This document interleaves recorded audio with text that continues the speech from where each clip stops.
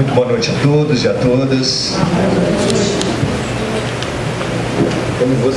Como a gente já tem feito já há um ano, nós temos usado como base do nosso trabalho o livro Caminho, Verdade e Vida, Chico Xavier e Emmanuel, de uma série chamada Fonte Viva, que a gente faz questão de sempre recomendar para as pessoas. É uma série em que Emmanuel faz análise de trechos evangélicos, análises rápidas e profundas. Não é fácil juntar essas duas qualidades.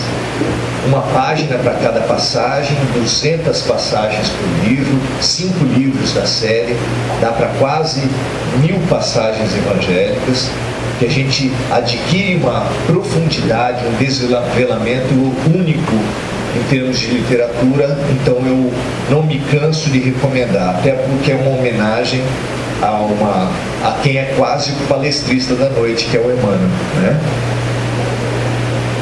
A passagem de hoje fala o seguinte: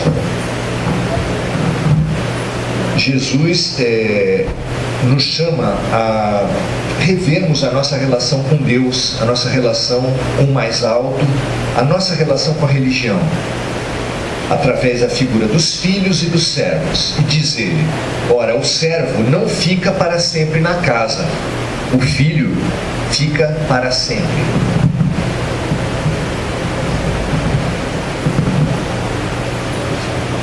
É interessante porque até hoje muita gente fala assim, como se fosse um autoelogio: eu sou um servo de Deus, né? Sou um servo de Deus, como se isso fosse um grande elogio, quando o próprio Cristo falou que o servo vem de vez em quando, o servo tem interesses próprios.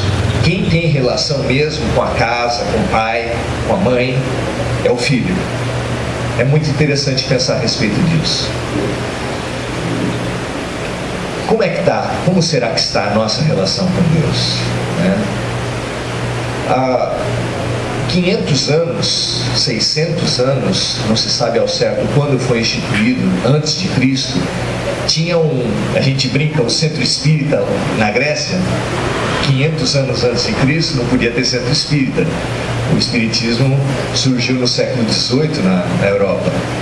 Mas tinha centros de mediunidade, sempre teve, em todos os tempos, em todas as culturas, e na Grécia não era diferente.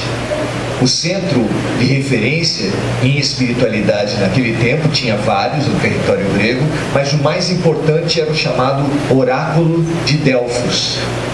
Nesse oráculo existiam as pitonisas, que eram moças que davam a mensagem dos deuses, passavam para os consulentes, para as pessoas que iam até lá buscar informações, quais eram as posições dos deuses. Era assim que se entendia naquele tempo. Dentro da mitologia grega, quem falava seriam os deuses, né? Mas a gente sabe bem o que acontecia, o que acontece, o que continua acontecendo. Desde que a humanidade existe mediunidade. Tem gente que se assusta com mediunidade, né? Ai, que coisa meio... Fica falando com os mortos, fica falando... Gente, mediunidade sempre aconteceu. E eu vou dizer mais: acontece conosco todos os dias. Conosco. É que a gente não comenta muito de medo, né, de se chamar de louco, né? Você chega no teu trabalho e começa a falar que você viu coisa, ouviu coisa. Se for num médico materialista e falar que está vendo coisa e ouvindo coisa, meu amigo, tua chance de levar uma química na cabeça ou até um manicômio é grande. Apesar de que tudo tem evoluído, isso é muito interessante. Hoje, nesse momento que nós estamos vivendo, a Organização Mundial da Saúde das Nações Unidas, que antes reconhecia a saúde como bem-estar biopsicossocial, hoje oficialmente reconhece que saúde é bem-estar biopsicossocial e espiritual. Lá no CID, que é o Código Internacional de Doenças, que é chamado pelos médicos da Bíblia dos médicos, já está, as questões de influenciação espiritual já estão contidas lá.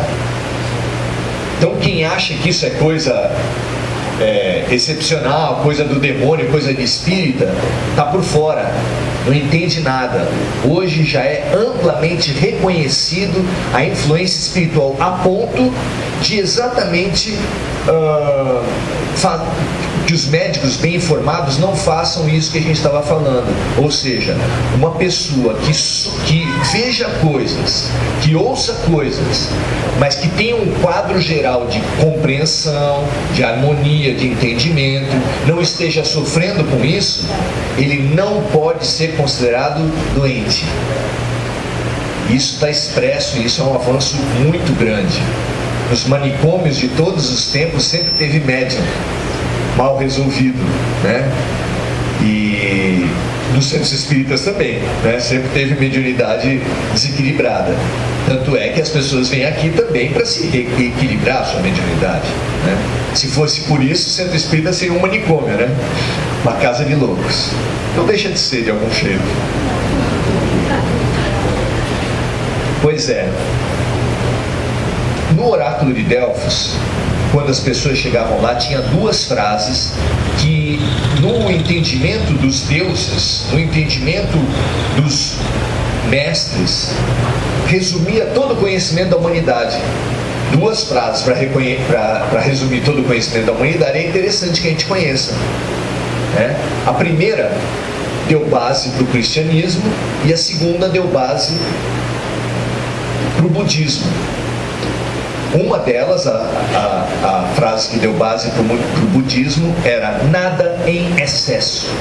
3 palavrinhas: nada em excesso. Quando você pensa na importância de nada você fazer em excesso, você conduz a tua vida para o quê? Para o que no budismo é chamado de caminho do meio. Entre os radicalismos, os extremos do pensamento humano e da postura humana, nós devemos buscar o equilíbrio, que no budismo é chamado de caminho do meio, e que é uma tradução evidente de nada em excesso, né? A outra frase, muito conhecida por nós, é conhece-te a ti mesmo. 2 frases para resumir o conhecimento humano, são preciosas. Essa linha do conhece a ti mesmo é o que a gente quer trabalhar hoje em cima dessa passagem que nos foi trazida. Por quê? Porque o conhecimento humano, conhecer, aprender coisas, é a coisa mais gostosa da vida. Talvez muitos de nós aqui já tenhamos esquecido, que a gente rapidamente esquece disso quando vai para a escola.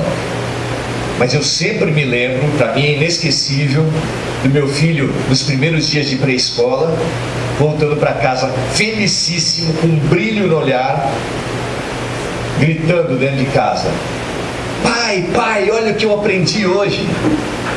Só 10 anos depois foram suficientes para ele perder todo esse prazer. E a gente perguntava: e aí, filho, como é que foi a escola hoje? Legal.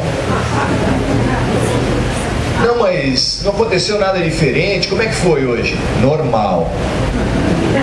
Pai, o senhor pergunta todo dia. Todo dia é a mesma coisa. Por que ficar perguntando? O que aconteceu? O que acontece com a paixão de conhecer o mundo, com a grande alegria que é você adquirir novos conhecimentos? É impressionante como a gente vai se enrijecendo em todas as situações. As religiões vão se enrijecendo, os relacionamentos vão se enrijecendo. Eu nunca deixo de lembrar que o início de um relacionamento conjugal ou afetivo, as pessoas têm muitas perguntas, muitas curiosidades, ficam se atropelando para ver quem faz a pergunta primeiro. Todo mundo tem uma curiosidade muito grande. Quem já passou de 5 anos de casado já sabe que depois de uns poucos aninhos, essa curiosidade acaba. Antes da pessoa falar, já sei o que você vai falar. Como é que é? Peraí. Eu ouvi numa palestra que estava no oráculo de Delfos, Jesus depois colocou no Evangelho: conhece a ti mesmo. Eu não me conheço, como é que você pode me conhecer? É impressionante como a gente é capaz de se enrijecer e de perder a paixão de conhecer o mundo, perder a curiosidade. Tem gente que com 50 anos, 40 anos já acha que não tem mais nada para aprender na vida. Não é interessante isso? Ah, eu já estou velho demais para aprender. Uma vez eu fazendo reunião com jovens, 16, 17 anos, eles falavam para mim como eles se sentiam obsoletos, como eles se sentiam ultrapassados pela vida, porque a cada vez que chegava na casa deles uma tecnologia nova, os irmãos dele de 11, 10 anos é que sabiam mexer rapidamente com as coisas. Eles olhavam os irmãos e falavam: nossa, eu estou ultrapassado. A consequência disso qual é? Se com 16 anos você está ultrapassado, foi o que eu falei para eles, né? Que fica do de 30, do de 40, do de 50, do de 60, do de 70, né? Então nós precisamos pensar, somos convidados hoje a pensar sobre essa paixão, esse conhecimento da coisa mais complexa. Qual é o assunto mais complexo da Terra? Física quântica? Energia atômica? Partículas subatômicas? O que é mais complicado? Vocês se aventurariam a dizer? Tem uma história de uma pessoa que encontrou uma lâmpada na praia e o gênio estregou, saiu o gênio, e ele tinha muita vontade de conhecer Fernando de Noronha. Era brasileiro ali no Nordeste, queria conhecer Fernando de Noronha, mas tinha um medo de barco que se pelava. E aí pediu para o gênio: escuta, o senhor pode construir uma ponte daqui até Fernando de Noronha? 4 pistas de um lado, 4 pistas do outro. Ele falou: meu amigo, dá para pedir uma coisa mais simples? Fernando de Noronha fica muito longe. Você vai querer que... Não é possível. Aí ele pensou: então o senhor me diz, por favor, o que pensa uma mulher? Aí o gênio: quantas pistas mesmo? Autoconhecimento, conhecimento do ser humano. Não tem nada mais lindo, mais complexo do que o ser humano. Nenhum assunto é mais rico do que o ser humano. E a gente só percebe isso quando está apaixonado. Nasce uma criança, avós, vós, tios, todo mundo fica em função dessa criança. Se você olha uma festa em família, tá todo mundo disperso, aí entra alguém com um bebezinho, o que acontece? Todo mundo se junta, todo mundo se une para dar atenção para aquela criança. E tem gente que questiona o estatuto da criança e adolescente, porque fala que criança é prioridade absoluta. Mas a criança ser prioridade absoluta é o que acontece em qualquer família, é o que acontece em qualquer lugar. Já conheci uma pessoa que foi para uma cidade do Japão e que nessa cidade as crianças todas andavam com chapéu abóbora fosforescente. A criança atravessava a rua sem olhar e ia, porque todo mundo via a prioridade absoluta e os carros paravam, já diminuíam longe, porque sabiam que estava andando a prioridade absoluta. Isso é prioridade absoluta, isso é entender a importância da infância para a humanidade. Nós, no Espiritismo, temos inúmeros elementos para entender melhor a importância da criança, porque é preciso que a gente nasça de novo, mas como a gente não sabe nascer de novo do espírito, a gente precisa nascer de novo na carne. O que é nascer de novo no espírito? Aprender a se renovar. Aprender a 10 anos de escola, mas aprender a entender as belezas da escola. 20 anos de um relacionamento, mas ainda entender que há uma descoberta para ser feita ali no meio. Isso é nascer de novo. Ah, já estou há 30 anos no mesmo trabalho, aparece um estagiário, você começa sem perceber boicotar o cara. Cada ideia nova que ele tem, você tem medo que a ideia nova dele, se der certo, desafia a tua posição de veterano e você começa, sem perceber, a boicotar tudo. Olha, isso aí que você está fazendo, está tentando aí, nós já tentamos, não deu certo. E o que você está pensando também não vai dar certo.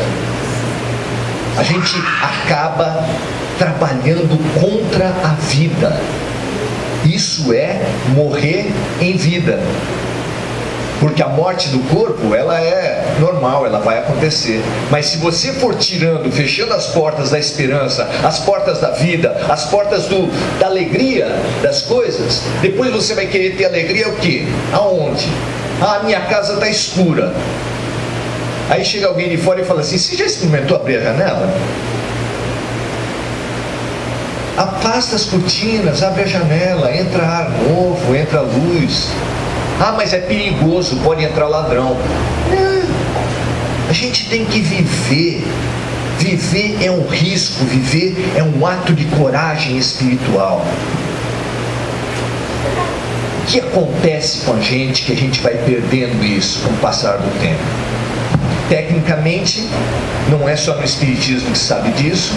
A encarnação não se dá assim de repente. Eu não sei se vocês sabem disso, mas quem sabe vai relembrar que a gente não reencarna completamente quando nasce. Ah, a pessoa nasceu, reencarnou. Não é assim. A gente vai reencarnando aos poucos. É como se a ficha demorasse para cair. Sabe como é que é? As informações de André Luiz, que batem com Rudolf Steiner, que bate com várias outras linhas reencarnacionistas, aponta que só depois dos 7 anos é que a reencarnação acontece de vez. Por isso é que aos 7 anos a alma está mais detentora das suas possibilidades, mas ainda com alguma flexibilidade intelectual. Até os 7 anos a flexibilidade que nós temos é incrível. A gente aprende muita coisa, a gente está disponível para o amor, para amar pessoas, e isso é uma maravilha. Isso é uma maravilha. Sem essa disponibilidade, como é que nós íamos ser capazes de transformar as mágoas e as culpas que a gente acumulou de outras vidas? Vocês perdoam fácil? Vocês pedem perdão fácil? No dia seguinte, de coração aberto, sem nenhum problema? Alguém consegue aqui fácil? Por isso é que a gente envelhece. Por isso é que a gente enrijece. E vocês notaram que quando eu perguntei isso, eu também não levantei a mão, né? Pois é, estamos no mesmo barco. O fato é que o erro faz parte da vida humana. Ninguém consegue viver sem errar, sem a gente errar com os outros, sem os outros errarem com a gente. Se a cada erro que tiver, e acontece todos os dias, você carregar culpas e mágoas, é como se você tivesse uma mochila nas costas, e a cada situação difícil você põe uma pedra na mochila. Como tem várias durante um dia, no final de um dia tua mochila já está cheia, com bastante pedra. No final de uma semana, um monte. No final de 10 anos, você já está com 5 mochilas nas costas. E se eu falar para vocês que você teve 200 vidas até agora? Como a alma não retroage, a tua capacidade de perdoar de hoje nunca foi melhor do que hoje. Quer dizer que no passado você perdoava menos ainda. Como é que está a tua mochila espiritual? Aí a gente se sente pesado, a gente se sente rígido, duro. E isso é uma construção histórica nossa. Não sei se vocês conseguem entender isso. O Espiritismo traz uma outra importância para a gente pensar a história.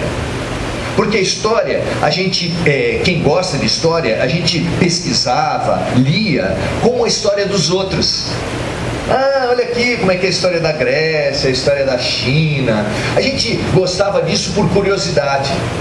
Aliás, amesquinhado pela escola, né? Você olha um livro de história, se tem o nome de pessoa, você fala, pode cair na prova. Tem uma data, pode cair na prova. Você já risca até porque sabe que aquilo é que vai cair. Mas deixando de lado essa amesquinhação da história que tem na escola, o fato é que a história não é dos outros. No Espiritismo a gente aprende muito bem. Nós estivemos na história. Sabe a música do Raul Seixas? Eu nasci há 10 mil anos atrás? Não é verdade. Nós nascemos há pelo menos 40 mil anos atrás. Lá ele fala que já viu isso acontecer, já viu aquilo acontecer. Nós já fomos das cavernas. Nós já fomos praticamente animais recém-chegados à humanidade. Segundo o Espiritismo, nós já fomos animais. Nós já fomos vegetais. Nós já fomos minerais. É Emmanuel que diz pra gente que a evolução do princípio espiritual vai do átomo ao arcanjo, e que a gente está tão distante do arcanjo quanto está do átomo. Então quem se achar anjo aqui pode perder, botar o cavalo na chuva, porque olha, não acontece. Nós precisamos entender a história, entender o que aconteceu na história e qual é a relação, como é que a gente pode se conhecer através da história. Hoje eu vou propor para vocês através da relação mais importante que nós temos. Qual é a relação mais importante que nós temos? Com a nossa mãe? Com os nossos filhos? Qual é a relação mais importante de um ser humano? Oi? De uma certa forma, sim. Hoje a gente vai propor que a gente estude a nossa relação com Deus. Como é que tem estado a nossa relação com Deus? Primeiro sentimento, qual a gente pode imaginar que é o primeiro sentimento assim que o ser humano distinguiu a ideia do alto? E isso aconteceu em todas as culturas. Todo mundo teve uma intuição da existência de um plano superior, e aí deu nomes diferentes, fez uma mitologia diferente, mas todas as culturas tinham fortíssima presença de Deus. O primeiro sentimento que surge de Deus, uma criatura que se vê pequenininha ante os raios, terremotos, vulcões, ante as pestes, as doenças, as guerras. Qual é a primeira sensação, o primeiro sentimento que relaciona a criatura ao Criador? É o medo.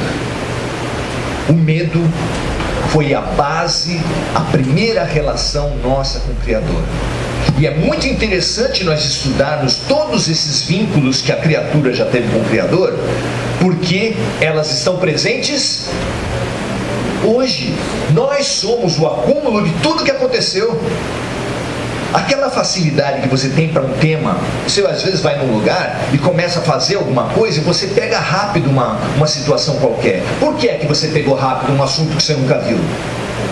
Porque você nunca viu nessa vida, mas está vendo de outras.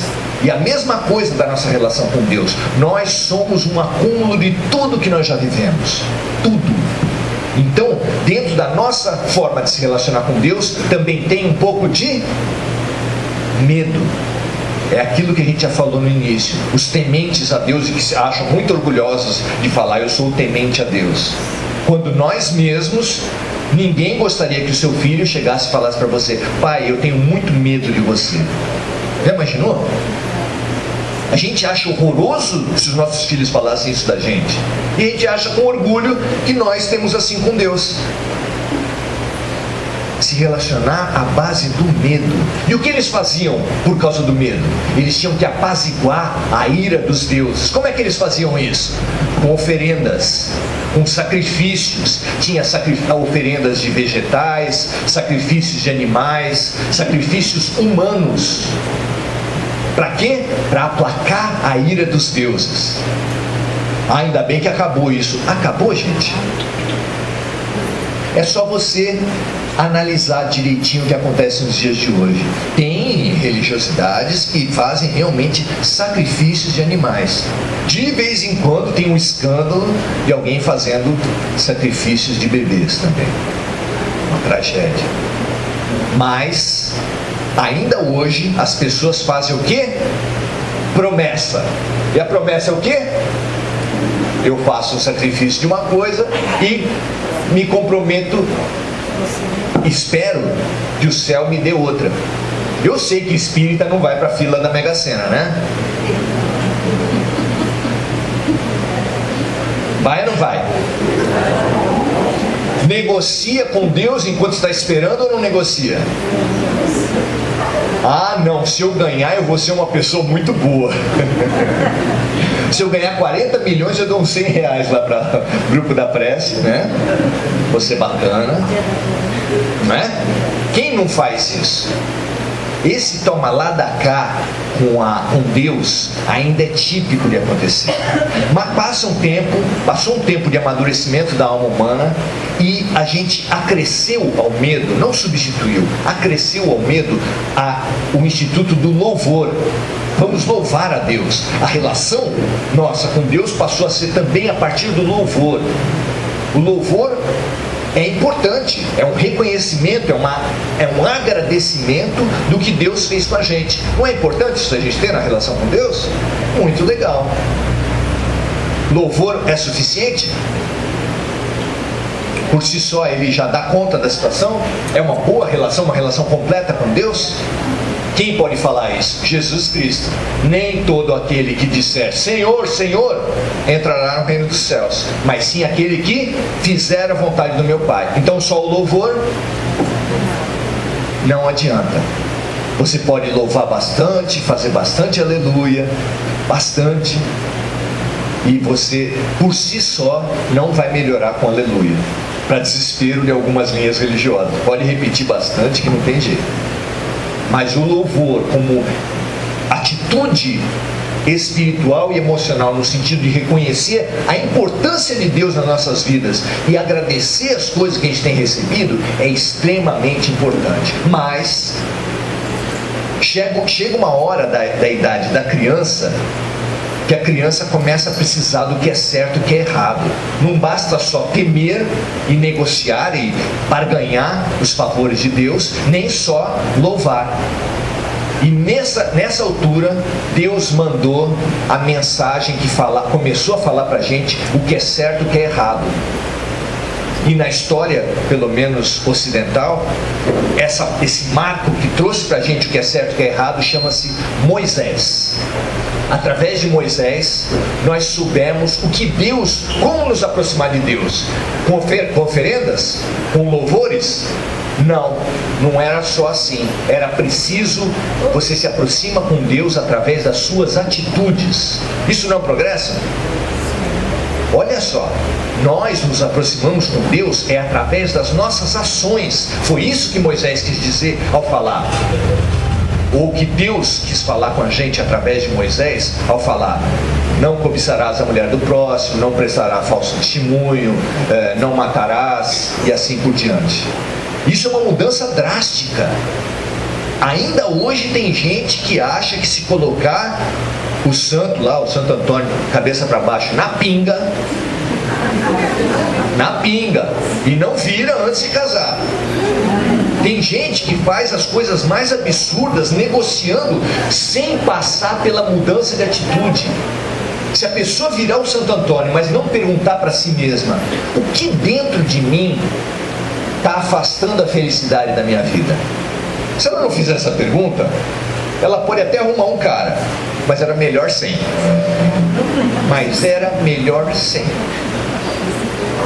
Nós precisamos estar prontos para conquistar a felicidade. E a felicidade a gente conquista com a nossa atitude perante a vida. Não é certamente fazendo promessas. Então a nossa atitude, esse foi o grande ganho de Moisés.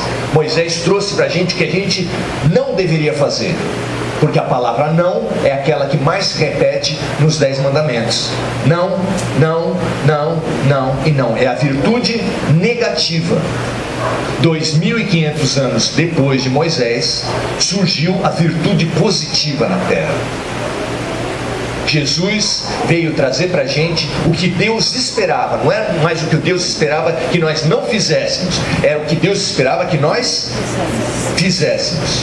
E aí Jesus separou a história humana ao pronunciar, e não só pronunciar, ao exemplificar: amarás a Deus sobre todas as coisas e amarás o teu próximo como a ti mesmo. Quantos não tem nessa frase? Nenhum. É só uma virtude afirmativa, porque a humanidade já estava pronta para isso. Para por aí?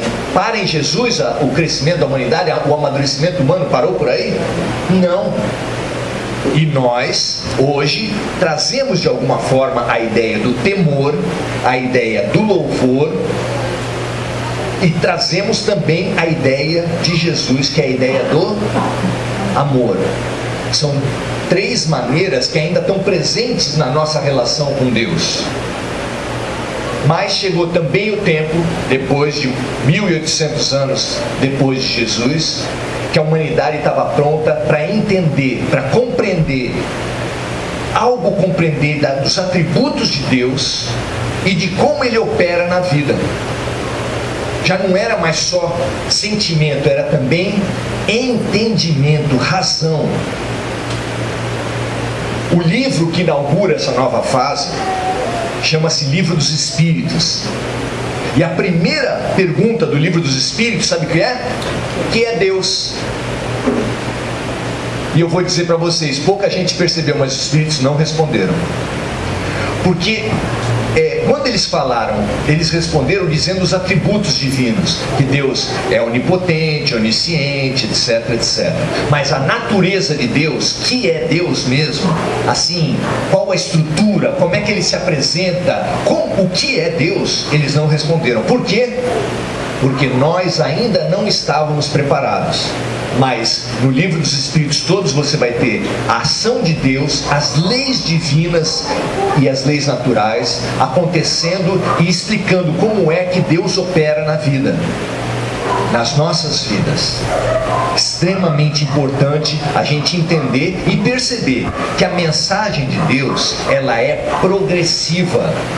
Ela é parecida mesmo com uma criança, que quando surge um bebezinho, você só vai dar. Um bebezinho, ele precisa de muitos discursos. Ele precisa que você faça 1000 explicações metafísicas sobre como surgiu a humanidade. Ele precisa de alimentação e de carinho, asseio, etc. Os cuidados básicos. Passa um certo tempo, ele já começa a se mexer. Quando ele começa a se mexer, é uma fase super perigosa, onde você não pode também ficar falando para ele grandes teorias. Ele está indo com o dedinho na tomada, você não vai explicar o efeito do 110, do 120, como causa no corpo humano. Você tem que falar para ele o quê? O que você fala para ele? Não. Foi o que Moisés falou para a gente. Então a nossa idade espiritual, ao tempo de Moisés, estava no tempo da criança engatinhando. Nem 1 ano nós tínhamos espiritualmente ainda naquele tempo. Passou um certo tempo, o cerne da relação passou a ser o amor, conforme a gente falou com Jesus, e é essa relação que é básica entre o pai e os filhos durante toda a vida, mas uma certa fase da vida esse é o único eixo. Mas chega a idade dos porquês, chega a idade da adolescência. E na idade da adolescência, a gente se acha superior aos pais, a gente acha que sabe tudo, a gente se contrapõe ao tempo todo, porque começam a surgir os nossos próprios potenciais. E quando a gente percebe que nós somos capazes, a gente começa a negar os pais. E foi isso também que aconteceu com a humanidade. Na época do iluminismo, no surgimento das ciências, quando o ser humano mostrou e desenvolveu muitas das suas capacidades, inteligências, ciência, ele começou a desenvolver também o ateísmo. Ele começou a desacreditar da figura divina. Por quê? Porque ele cria mais em quem? Em quem ele acreditava mais? Nele mesmo. Vocês entendem como toda essa história do conhecimento, essa história da religiosidade, hoje reflete na gente? Somos nós hoje que ao buscar o Espiritismo, buscamos o entendimento, buscamos o aprendizado através do amor, buscamos aprender a louvar e a reconhecer a ação de Cristo. Eu só não diria também o amor, o temor. Mas mesmo o temor, se você, depois que você assistiu a última notícia de terrorismo na França, depois que você viu a coisa de terremoto, e aí depois de um certo tempo de terremoto tem uma chuva torrencial em Santa Catarina ou no Rio de Janeiro, e você começa a falar, daí surgem umas ventanias meio fortes. No Rio Grande do Sul teve há pouco tempo uma ventania muito forte, você começa a falar, e na hora do medo o que você faz? Você regride aqueles padrões lá atrás. Se duvidar, tem gente fazendo negociação com Deus. Olha, aqui em São Vicente não, né? A gente começa a negociar para fazer. Então a nossa religiosidade, como é que está ela hoje? ela hoje certamente é a síntese, é o resumo de tudo isso. E você perceber a tua relação com Deus é como se tivesse entre você e Deus vários véus. Cada sentimento, cada padrão desse é um véu. Para você se relacionar diretamente com Deus, você precisa desvelar essa relação. Quando a Neuzinha falou aqui na frente, dos cursos que a casa oferece, dentro do Espiritismo é absolutamente fundamental que nós consigamos atender a esse chamado. Nós temos várias maneiras de nos aproximar de Deus efetivamente no Espiritismo. Você vindo de outras religiões para cá, você acha que ao invés de tomar a primeira comunhão, você tem que ouvir, ao invés de ouvir padre fazer sermão, você ouve o quê? No Espiritismo? Palestra. Ao invés de confessionário, você tem o quê? O passe. E aí você vai achando que você, ouvindo palestra e passando no passe, seus problemas se acabaram, assim, você está bacanão na história. E nós precisamos dizer e refletir com vocês o que de verdade nos aproxima de Deus. O entendimento da natureza divina e das leis de Deus é absolutamente fundamental. Entender a lei de causa e efeito, a lei de sintonia, tudo isso porque acontece é muito importante. Então venham e se inscrevam sim nos cursos. Mas e essa questão da fé, da afetividade? Qual o mecanismo que vocês propõem no Espiritismo? Nós propomos às pessoas que façam o Evangelho no lar. É extremamente importante que você faça o Evangelho no lar. Vir até o centro espírita e limpar os efeitos da sua desarmonia espiritual através do passe é muito bom, não é? É muito bom e muito necessário. Mas se uma pessoa tomar um banho e morar no lixão, ela vai ficar legal? Ela toma banho e fica limpinha, volta, dorme no lixão, no dia seguinte está suja de novo. Como é que está a tua casa espiritualmente? Alguém está fazendo faxina nela? Quem faz a faxina espiritual da tua casa hoje? Às vezes a faxina espiritual é a mesma coisa do físico, é 5 para sujar e 1 para limpar, não é? Infelizmente às vezes acontece isso, mas você tem que se preocupar com quem está sujando a tua vida, que práticas, que matrizes de pensamento estão sujando a tua vida. É extremamente importante que a gente venha aqui, tome passe, ouça com a alma as proposições que são feitas através da palestra, mas faça o Evangelho em casa, uma vez por semana, meia hora. Não requer prática nem habilidade, é fazer um Pai Nosso, ler um trechinho do Evangelho, conversar um pouquinho a respeito disso, e durante esse momento que você abriu a tua sintonia para o teu anjo de guarda, para o anjo de guarda da sua esposa, das pessoas que moram com você, naquele momento está sendo usado para fazer uma limpeza espiritual na tua casa. A gente tem conflito em casa? Tem problema? Lógico que sim, a família é a usina de reciclagem de lixo da espiritualidade. Quem faz a limpeza? Ora, se a resposta estiver sendo ninguém, preocupe-se. Não adianta vir aqui e tomar o passe amanhã, como o morador do lixão, que veio e tomou um banho bem tomado, mas amanhã ele está fedendo de novo. Eu sei que a sujeira espiritual não fede tanto, né? Ainda bem. Pelo menos a gente consegue conviver. Mas, meu amigo, ela dá outras repercussões extremamente complicadas na vida da gente. Nós precisamos evoluir, pegar o melhor de toda a nossa história da relação com Deus, trazer, saber agradecer tudo que a gente tem tido até agora, saber desenvolver a nossa fé, o nosso entendimento, a nossa abertura de coração, e saber também abrir o nosso entendimento intelectual. É extremamente importante que a gente atenda aos chamados e aos progressos de Deus. Quem veio aqui esperando que tenha um passe forte, que tenha uma harmonia que o meu santo lá vai conseguir, que eu consigo um emprego, ou qualquer outra coisa assim, porque hoje em dia avalia-se uma religião pela quantidade de dinheiro que está dando para ela. Essa religião que eu mudei é boa porque eu já comprei um carro novo, já fui promovido no emprego. Se você veio com essa expectativa, ou faz as suas orações em casa com essa expectativa, você ainda está no tempo da barganha, ainda está no tempo das oferendas. Você só não mata a galinha, mas é praticamente a mesma coisa. Deus está chamando a gente, evolua, cresça. Assim como você não gosta de pessoa interesseira. Você tem parente interesseiro? Alguém aqui tem parente interesseiro?